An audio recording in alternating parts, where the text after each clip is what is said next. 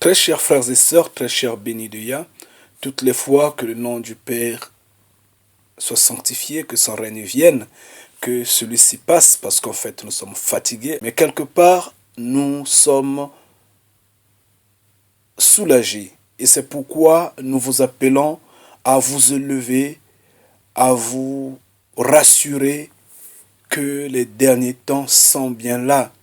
Comme Yeshua disait, quand vous verrez toutes ces choses-là, redressez votre cou, car le royaume des cieux est là.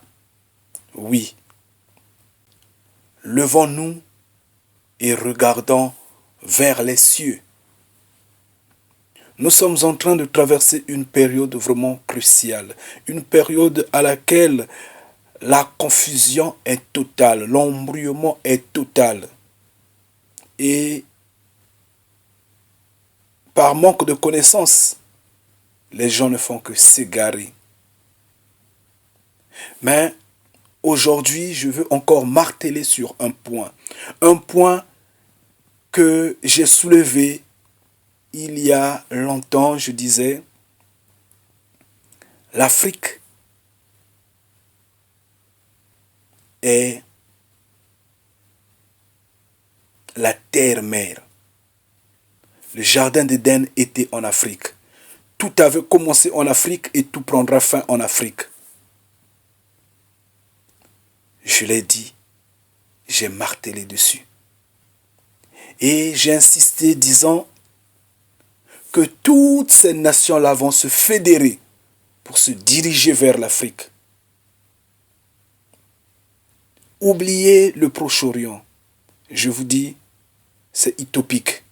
J'insiste et je sais pourquoi je le dis et vous le savez. L'Israël antique était en Afrique.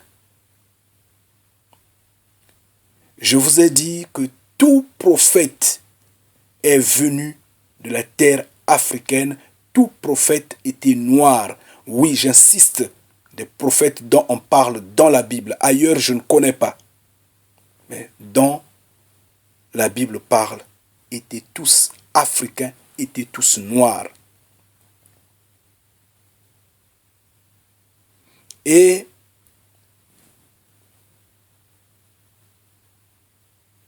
le reste, c'est l'usurpation totale.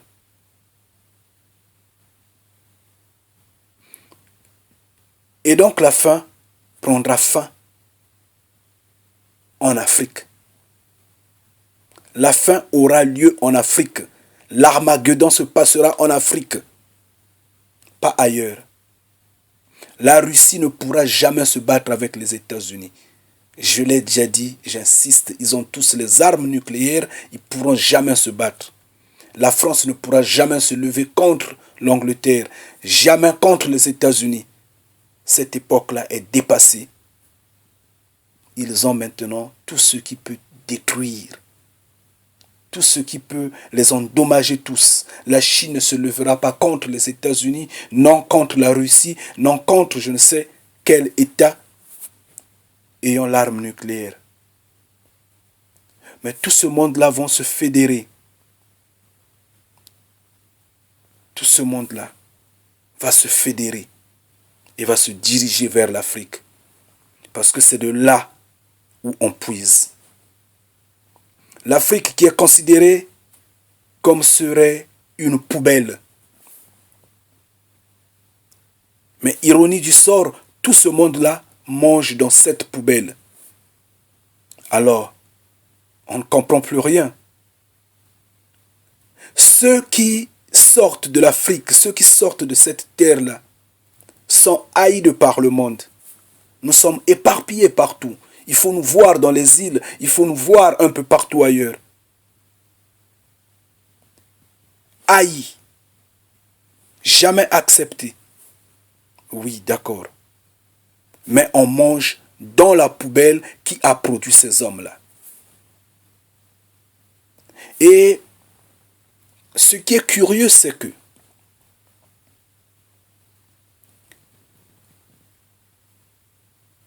tous les crimes qui se passent dans le monde, on dédommage les gens. On dédommage les victimes. Jamais on a dédommagé les Noirs dans l'ensemble. Jamais. Mais vous savez pourquoi? C'est parce que ce qui est vérité, ce qui est saint, n'a pas de prix. Et ce peuple-là symbolise la vie. Ce peuple-là symbolise l'amour du Père. Et Yahweh ne voudra pas que son amour soit acheté au prix de l'argent, au prix du matériel, au prix de l'orgueil des hommes de la terre. C'est pourquoi il ne favorise pas un certain remboursement par ces gouvernements fallacieux, je ne sais pas, corrompus de la terre, à récompenser ce peuple-là. C'est ça. Et malheureusement, les Noirs n'en prennent pas conscience. Nombreux s'égarent dans les églises, en bâtiments. Nombreux s'égarent dans les religions des hommes. On fait porter des perruques, des tissages, des cheveux de mauvais goût à nos femmes, à nos sœurs, à nos mères, à nos filles. Et on s'embourbe, on fête les fêtes, les anniversaires, on célèbre la Noël. On est là perturbé, perdu, totalement. On se croit que nous sommes dans un beau monde alors que nous sommes dans un monde qui nous corrompt totalement, qui nous détruit totalement. Nous sommes là dans les drogues, dans la cigarette, dans la boisson, dans le sexe, dans la prostitution, dans l'adultère. Nous sommes perdus totalement. Nous ne connaissons pas qui nous sommes. Mais arrêtez! Arrêtons, repartons chez le Père. Yah a besoin de nous. Repartons dans les mains du Père. Je vous en prie, encouragez les enfants d'aller à l'école. Encouragez les enfants d'aller à l'école. Même s'ils n'arrivent pas à acquérir des diplômes énormes ou des diplômes qu'il fallait, mais envoyez-les à l'école qu'ils aient le niveau scolaire qu'il faut. Qu'ils aient la capacité de s'auto-défendre intellectuellement. Parce que la révolution est en marche. Le diable de même ne veut rien laisser. Donc quand je dis que tout va finir en Afrique, ce n'est pas en vain que je le dis. Les Occidentaux aujourd'hui insistent que tous ces vieux présidents africains-là puissent quitter le pouvoir. Oui, qu'ils quittent. Ils veulent faire bloc, sauf que il est trop tard. Ils ne peuvent pas lutter contre ces hommes-là parce que ce sont ces hommes qui les ont mis au pouvoir. J'ai en mémoire l'image de Saddam Hussein quand il demandait des excuses à George Bush. Il disait, si il y a un problème du pétrole, je veux t'en offrir. Qu'on se rencontre même dans un terrain neutre, qu'on puisse discuter. George Bush avait dit, game is over. Game is over. Le match est terminé, c'est fini, le jeu est fini. C'est ce qui se passe maintenant avec les présidents africains, entre l'Occident et les présidents africains. Le problème avec l'Occident, c'est quoi? L'Occident a compris que ces vieux présidents-là, soi-disant dictateurs, ont compris l'importance et l'utilité de l'Afrique, ont compris qui sont-ils et ils veulent se fédérer pour travailler maintenant, en vérité, pour ce continent-là. Mais il est trop tard. Il est trop tard parce qu'en fait, ces hommes-là, notamment les Occidentaux, veulent récupérer ce continent-là pour en faire un bien totalement personnel. Pourquoi? Parce que les présidents africains qu'ils jugent de dictateurs ont dialogué, ont eu à dialoguer, ont eu à traiter des marchés socio-économiques, politiques et autres, je ne sais pas, avec des pays comme la Chine, l'Inde, le Brésil et autres. Les Occidentaux ne voient pas ça d'un bon œil. Et ils doivent balayer ces présidents-là pour reclasser une nouvelle classe.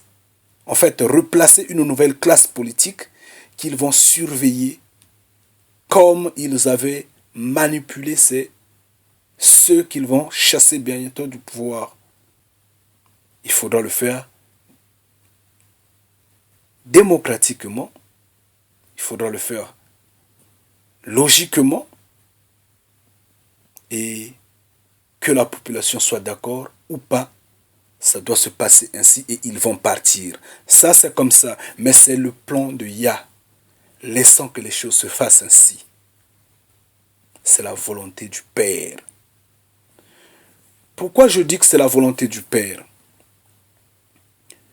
Faudra lire Ézéchiel 38 pour comprendre que tout ce monde-là va se fédérer. Il va se fédérer. Ils vont se fédérer. Ils vont se diriger vers l'Afrique. Et nous sommes presque là. Regardez ce document. Réfléchissez. Poussez loin votre réflexion sur ce document-là. Et vous trouverez que ces pays esclavagistes-là ne pourront jamais, jamais laisser l'Afrique. Jamais. Ils vont toujours créer des fictions. Ils vont toujours créer des enjeux bizarres pour garder les griffes sur l'Afrique. Mais c'est cela la volonté du Père. Cela, l'Afrique, les îles, les Noirs en Suisse, depuis toujours. C'est pourquoi ils ont créé des États fictifs qui ont occupé le nord et le sud de l'Afrique pour bien marcher sur ce peuple-là. Bien, il a été dit, ils vont briser le talon de ce peuple. C'est normal.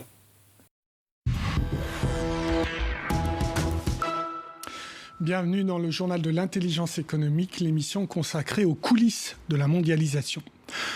On connaissait la carte au trésor de Robert Stevenson. Eh bien, voici celle de la Banque mondiale. Elle est baptisée la carte à 1 milliard. 1 milliard de dollars, c'est en fait la somme qui sera investie dans les prochaines années pour recenser toutes les richesses minières de l'Afrique et offrir ainsi au marché les trésors de la terre africaine. Pour la Banque mondiale, la carte à 1 milliard, c'est une magnifique opportunité pour les Africains. Un reportage de nos correspondants à Washington. La carte des ressources minérales de l'Afrique date en grande partie de l'époque coloniale, incomplète et imprécise au regard des techniques actuelles. Le nouveau projet, lancé par la Banque mondiale en partenariat avec l'Union africaine, pourrait d'ici 10 ans donner une idée globale précise des richesses du sous-sol du continent. L'homme à la tête de ce projet s'appelle Paolo Dessa. Selon lui, cette carte permettra aux pays africains de faire valoir leurs intérêts. Malheureusement, la plupart des gouvernements ne savent pas ce qu'il y a dans leur sous-sol. Nous pensons que s'il y avait une bonne connaissance du véritable potentiel en ressources minérales des pays africains, les gouvernements seraient en position de négocier de meilleurs contrats avec les compagnies d'extraction. Dès cette carte, il faudra doter un fonds de centaines de millions de dollars pour sonder, coordonner, vérifier. La Banque mondiale avait elle-même lancé le surnom de carte à 1 milliard de dollars. C'était une expression pour attirer l'attention. Il était facile de s'y référer. Mais le chiffre ne correspond à rien de concret. Certains pensent que c'est la valeur des ressources minérales que l'on pourra découvrir grâce à ce projet. Mais nous pensons que la valeur des ressources qui peuvent être révélées peut être bien plus élevée que ça, de l'ordre de milliers de milliards de dollars. D'autres estiment que c'est ce que coûterait la réalisation de cette carte. L'idée de base est que la géologie ne s'arrête pas aux frontières. Il faut donc une organisation au-dessus des États et des partenaires financiers pour porter ce projet. La prochaine étape attendue est l'aval formel de l'Union africaine. Une organisation au-dessus des États. Mais pourquoi ? Les Africains ne peuvent-ils pas gérer eux-mêmes leurs ressources naturelles ? L'Afrique est-elle prête à accueillir ce don de la terre ? Pour le spécialiste de l'OCDE que nous avons rencontré, la réponse n'est pas évidente. Dans les sous-sols de l'Afrique gisent d'immenses richesses. Les Africains ne le savent pas, ni personne d'ailleurs. Une initiative de la Banque mondiale vise à recenser toutes les ressources naturelles du continent. Le projet est baptisé la carte à 1 milliard. 1 milliard de dollars, c'est la somme qui sera investie d'ici à 5 ans pour mener à bien ce projet. Car l'Afrique est en retard. 5 $ investis par kilomètre carré pour l'exploitation contre 65 au Canada, en Australie et en Amérique latine. Reste à savoir si c'est une chance ou une malédiction. Pour ce spécialiste de l'OCDE, c'est une chance. Il faut prendre ces richesses pour ce qu'elles sont, c'est-à-dire de vraies richesses. Il ne faut pas en avoir peur. L'abondance de richesses ne nuit pas en tant que telle. La vraie malédiction, c'est celle des mauvaises politiques publiques. Pour l'OCDE, l'information est une arme qui impose la transparence. Savoir, c'est éviter les petits arrangements entre les entreprises et les gouvernants. Mais savoir, c'est aussi courir un risque. La découverte de richesses peut nourrir des conflits. Je ne pense pas c'est elle qui les crée, mais elle peut servir de détonateur à un certain nombre de conflits qui peuvent être très meurtriers. L'Afrique est-elle prête à recevoir ce cadeau de la terre ? Sa gouvernance est-elle suffisamment solide pour résister à la pression et à la loi des multinationales ? Il faut bien comprendre que les ressources minières ou les ressources énergétiques en Afrique, elles ne sont pas exploitées par les États eux-mêmes ou très rarement, sauf en Afrique du Sud, par des entreprises africaines. Ils sont très dépendants des moyens technologiques et financiers de grandes entreprises européennes, américaines, chinoises, malaisiennes, que sais-je. Autrement dit, le citoyen africain est souvent exclu du partage des richesses. Les dirigeants politiques et les multinationales risquent donc d'être les grands gagnants de cette carte à 1 milliard. Bien, avec moi sur ce plateau, Grégoire Niodet, bonjour. Vous êtes chargé des questions financières au Secours catholique et Caritas France et vous êtes l'un des membres de la coalition internationale, de la campagne internationale qui est intitulée « Publiez ce que vous payez ». Donc, c'est quoi votre démarche dans cette campagne internationale « Publiez ce que vous payez » ? Je pense que le titre résume très bien ce que ça veut dire. C'est une campagne qui est née donc, il y a une douzaine d'années pour justement demander aux compagnies du secteur extractif, donc mines, gaz, pétrole, et de plus en plus forêt, ce qu'elles versent au gouvernement pour qu'ensuite on puisse demander des comptes sur l'utilisation de ces ressources. Est-ce que ça a servi le développement réellement ou des dépenses d'apparat ou autre. Donc c'est de la transparence. C'est un processus de transparence. Donc c'est vraiment la première étape indispensable avant d'aller plus loin pour savoir si on gère bien ces ressources. Alors vous l'avez dit, ça a commencé en 2002, je crois, cette campagne. Oui. Aujourd'hui arrive cette initiative de la Banque mondiale avec ce titre un petit peu Stevensonien, la carte à 1 milliard. Qu'est-ce que vous en pensez ? Est-ce que l'Afrique est prête ? Je ne sais pas si on peut dire que l'Afrique est prête. Il y a plusieurs processus, notamment ces processus de transparence qui peuvent permettre que ça arrive dans de bonnes conditions. Maintenant, je ne suis pas sûr que les gouvernements soient, d'une part, en capacité de bien négocier avec les compagnies pour derrière utiliser correctement ces ressources, pour faire respecter à la fois les droits, les problèmes d'environnement, les questions d'environnement, les conséquences que ça peut avoir auprès des populations environnantes des sites d'exploitation. Et puis ensuite, dans la gestion des ressources derrière, pour savoir si avec cet argent, ils vont plutôt acheter des hôtels particuliers ou de l'armement, ou financer des routes, la construction de centres de santé, former du personnel de santé, etc.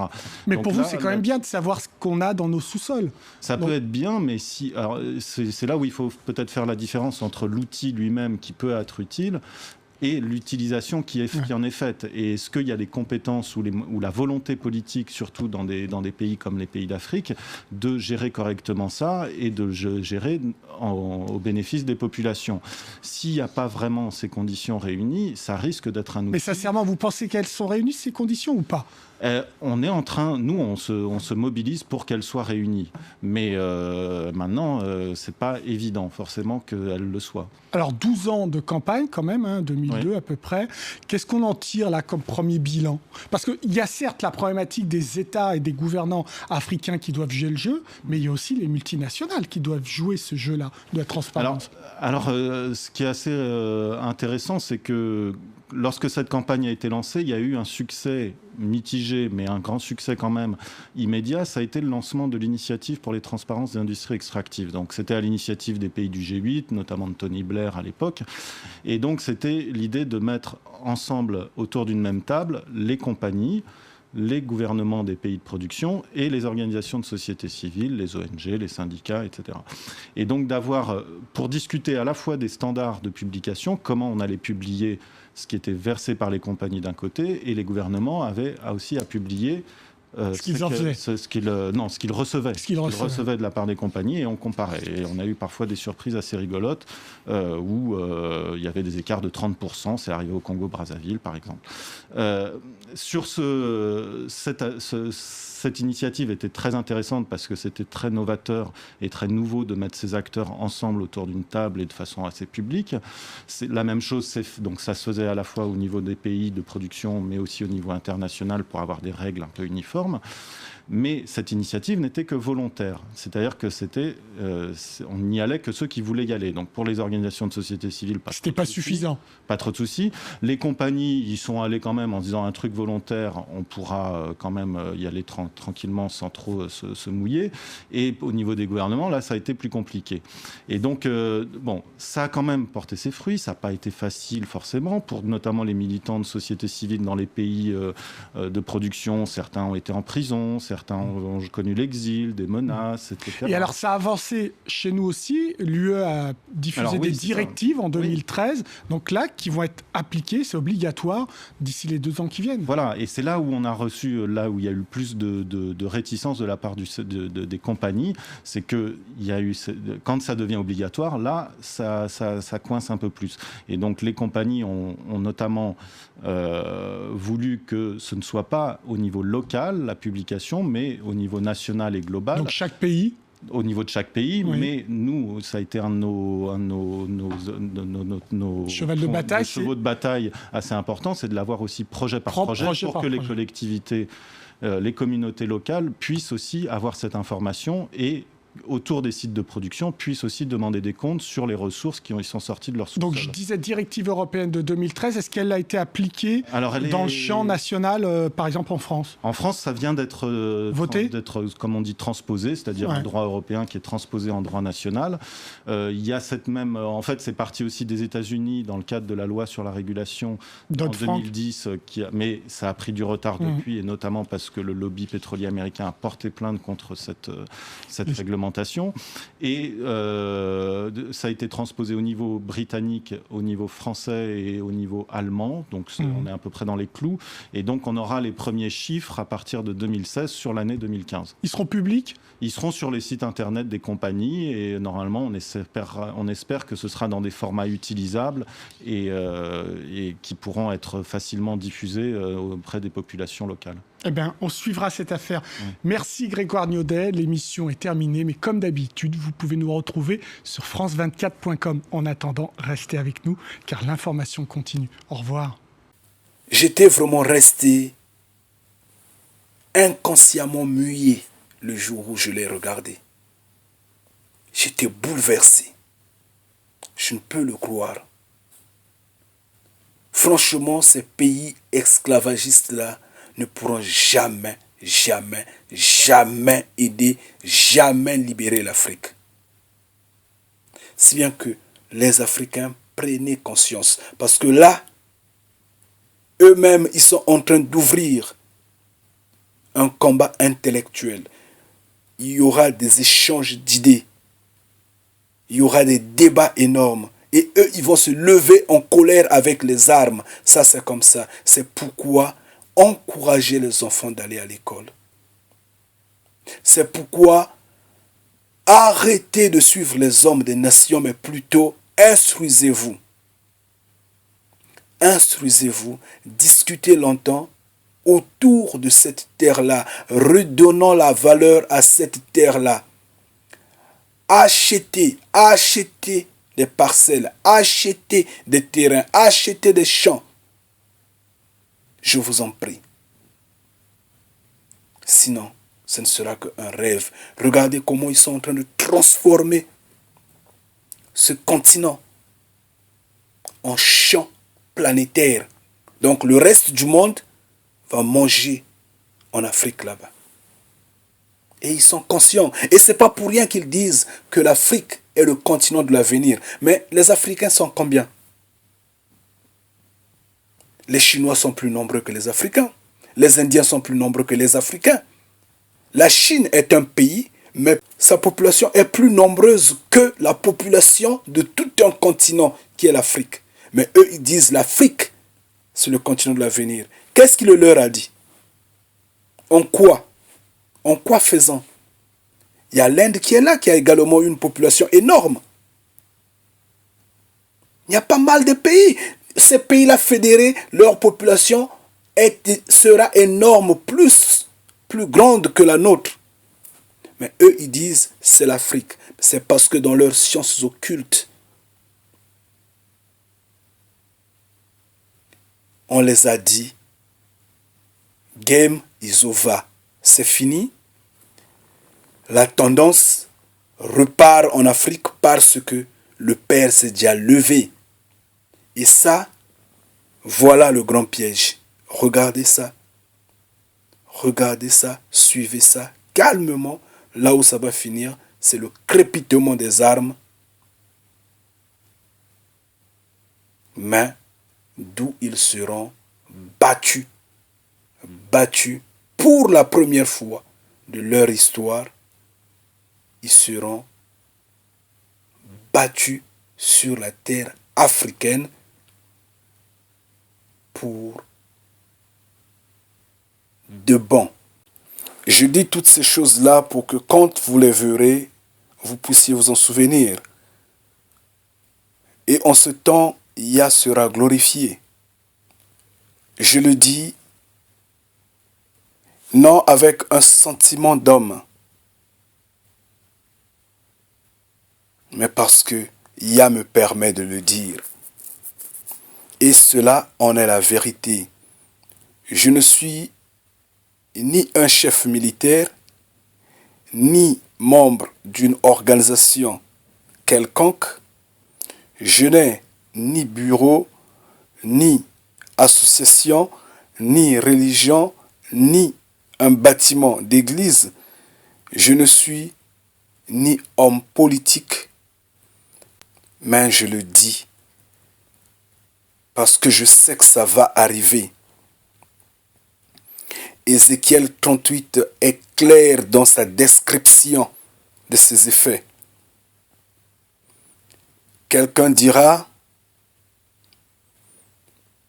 ça n'a rien à voir avec Ézéchiel 38.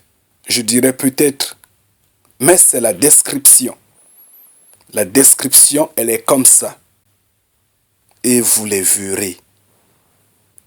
Ça va arriver parce que vous serez des témoins. Parce que vous allez les vivre. C'est pour bientôt. Regardez bien le ciel. Suivez bien les informations. Regardez le temps. Laissez que la nature vous éduque. Voyez les mouvements des humains. Et comprenez que l'Afrique est en train d'être envahie. Et bientôt, les Africains vont demander, est-ce que vous êtes venus pour prendre le peu que nous avons maintenant? Vous aviez déjà tout pris. Ça ne suffit pas. Ça maintenant, on va le protéger. Bientôt, vous allez le voir. Et c'est pourquoi je dis ces choses-là. Car Yahweh va se glorifier bientôt. Yahweh sera glorifié. Toute langue va glorifier Yah. Et malheur en ce temps parce que ça ne sera plus une fourchette de repentance. Ça sera à la dernière porte. Les gens vont seulement se mordre la langue en disant « c'était finalement la vérité ». Mais il sera déjà trop tard pour la repentance. Faut pas embrouiller les gens. Nous sommes sur terre, nous avions compris tout ce que ces hommes-là s'émagouillent et tout le mensonge qu'ils ont sur leurs lèvres, tout de quoi ils sont capables, nous voyons, qu'on ne nous embrouille pas. Attendons l'Armageddon, attendons cette bataille finale-là. Nous ne sommes pas pour ça. Aucun béni de Yah ne va se lever pour se battre. Je vous le dis en vérité. Moi-même, je ne me leverai pas pour même encourager les gens de se battre. Nous allons croiser les bras, nous serons des spectateurs. Peut-être qu'on ne sera plus en ce temps-là.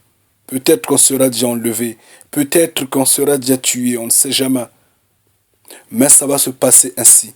Et aucun béni de Yah ne va prendre même la pierre pour jeter à quelqu'un.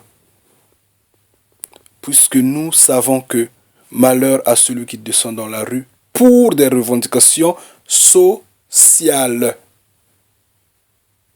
Malheur à celui qui descend dans la rue pour des mouvements de troubles. Nous le savons. Nous connaissons la loi de Yah. On ne peut pas briser la loi de Yah. Mais nous le disons, je le dis, parce que ça va se passer ainsi. Vous allez le voir. C'est ça. Et ça, c'est la vérité. Bon, maintenant, si l'on dit que ce n'est pas de même ce que je suis en train de dire, je dirais d'accord, mais c'est ça l'image typique. J'insiste. Vous allez le voir. C'est ça. Et ça, c'est la vérité. Armez-vous de toute arme possible. Toute arme spirituelle pour combattre le lion parce qu'il est en train de rôder et il est affamé. Et vous savez, ne l'oubliez jamais que vous êtes fait de la chair et du sang et que le lion aime la chair et le sang. Donc faites attention, levez-vous, priez sans cesse, priez à la maison. Quittez ces églises-là, ces endroits diaboliques, ces endroits qui nous égarent. Quittez ces endroits-là. Et toutes les fois que la volonté du Père soit sanctifiée, toutes les fois que son règne vienne, je vous en prie de redresser votre cou. Redressez votre cou. Le royaume des cieux est là. Bien, je vous quitte, que le nom de Yah soit sanctifié, que son règne vienne, et portez-vous bien surtout. Je dirais Amen.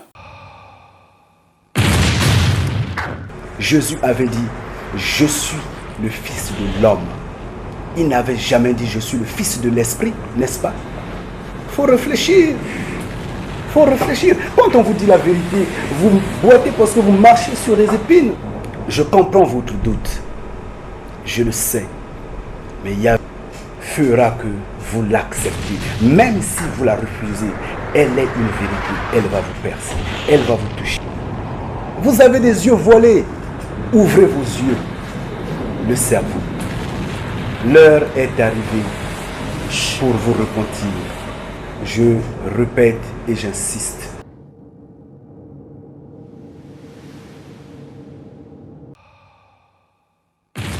Jésus-Christ disait que le salut vient des Juifs. Jésus qui est votre Seigneur et Sauveur disait que le salut vient des Juifs. Vous avez des yeux voilés. Ouvrez vos yeux. Le cerveau. L'heure est arrivée pour vous repentir. Je répète et j'insiste.